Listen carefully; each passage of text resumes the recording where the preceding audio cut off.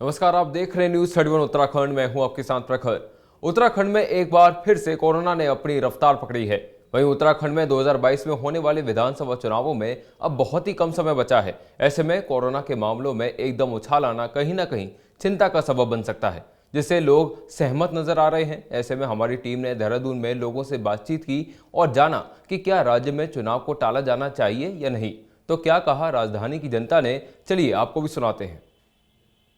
2022 के चुनाव काफ़ी नज़दीक आ चुके हैं। लगभग 1 से डेढ़ महीने का समय यहाँ पर चुनावों के लिए बचा है, लेकिन साथ ही साथ जो कोरोना के मामले हैं वो भी यहाँ पर लगातार बढ़ते जा रहे हैं। हाल ही में नए साल के पहले दिन ही यहाँ पर 118 केस यहाँ पर पहुँचे हैं, जिसके बाद जो लोग हैं थोड़े सहमे से हैं।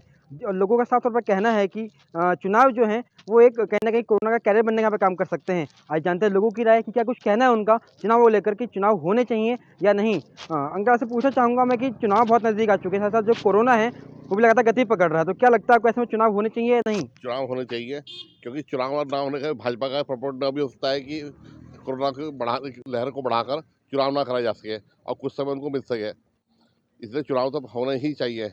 और लोग भी परेशान हो चुके हैं महंगाई से और क्यों मुद्दे से, क्योंकि जुमलों की सरकार से लोग परेशान हो चुके हैं। चलिए, अंकल का कहना है कि चुनाव होने चाहिए कि इससे भाजपा को कहीं ना कहीं समय मिल जाएगा कि चुनाव टलते हैं अपनी जो गलतियों को सुधारने का। आप क्या कहेंगे कि चुनाव होने चाहिए? कोरोना की लहर लगातार बढ़ रही है। कल 118 केस यहाँ पर देहरादून में उत्तराखंड में पूरे पहुँचे थे, तो क्या कहेंगे चुनाव होने चाहिए ऐसे में या नहीं?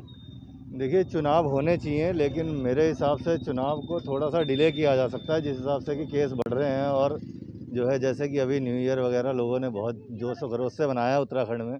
मुझे लगता है कि आने वाले कुछ दिनों में केसों की संख्या बहुत तेज़ी से बढ़ेगी।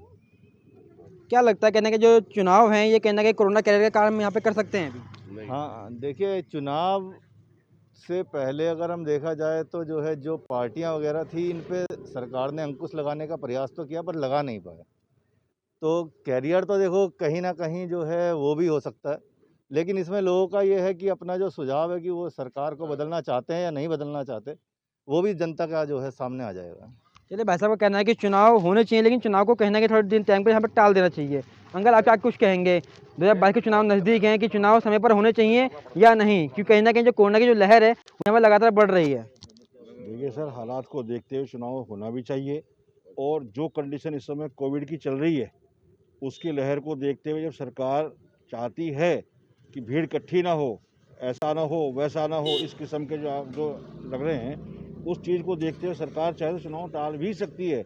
मगर मुझे ऐसा लगता है कि इस सरकार की मंशा ऐसा है कि चुनाव ना टाले जाएं और हम समय पर चुनाव कराएं, जिससे कहीं ना कहीं कुछ अपना फायदा देख सके, भीड़ इकट्ठी कर सके और अदर पार्टी पे अंकुश लगा सके, ताकि वो लोग भीड़ इकट्ठी नहीं करेंगे, हम लोग चाहे जो कर सकते हैं। अब आपने बात करी कि भीड़ इकट्ठी कर सकें, कहीं ना कहीं लगता है ना कि जो अगर चुनाव होगा तो रैलियाँ भी जरूर होंगी, और रैलियाँ होंगी तो कहीं ना कहीं रैलियाँ जो हैं वो कोरोना कैरियर काम यहाँ पे कर सकती हैं। ऐसा नहीं है, चुनाव तो आज से बहुत पहले भी हुआ करते थे कभी। चुनाव नज़दीक आ चुके हैं, तो क्या लगता है आपको जिस प्रकार से कोरोना की लहर बढ़ रही है, तो क्या राज्य में चुनाव होने चाहिए? जी बिल्कुल होने चाहिए। राज्य में चुनाव जनता का अधिकार है, अधिकार मिलना चाहिए।